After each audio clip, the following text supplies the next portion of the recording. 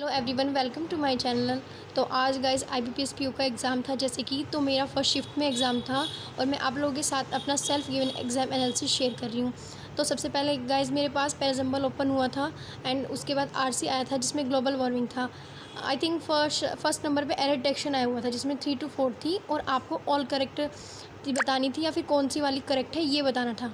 And double filler आया हुआ था जो कि इजी था, देख के आप समझ पा रहे थे इजीली। एंड उसके बाद वर्ड स्वैप आया हुआ था and sentence rearrangement. Word swap भी थोड़ा इजी ही था। एंड इसमें मेरे ओवरऑल अटैम्प्ट हुए 21। एंड उसके बाद पॉइंट सेक्शन आया जिसमें क्वाड्रेटिक आई हुई थी 4 to 5 एंड मिसिंग सीरीज़ भी इजी थी एंड क्वाड्रेटिक भी इजी थी। उसके बाद DI आई हुई थी एंड मिसिंग, वो तो सॉरी ये डबल हो गया। एंड DI में मैं आप लोगों के साथ बता देती हूँ। एंड अर्थमेटिक आया हुआ था। गाइस राइटिंग पे मत जाना। एंड उसके बाद आई हुई थी DI में कैसलेट DI आई हुई थी। साड़ी को लेके एक वो कैसलेट DI थी जिसमें कॉटन और सिल्क को लेके बात की हुई थी। एंड पाई चार्ट DI थी मेल एंड फीमेल। मैंने ये वाली DI की इसमें मैंने 4 क्वेश्चंस किए हैं।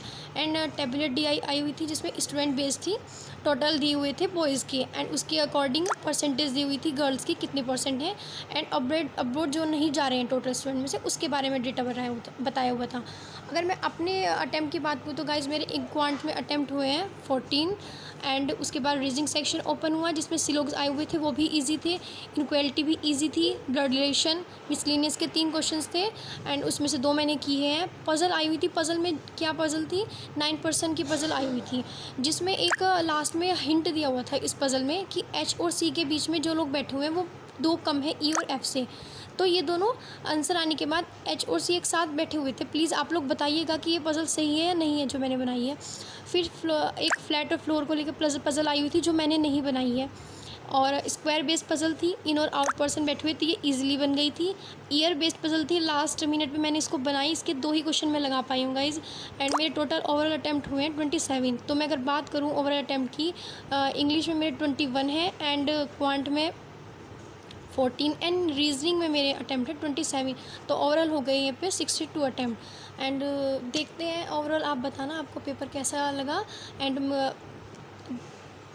Thank you so.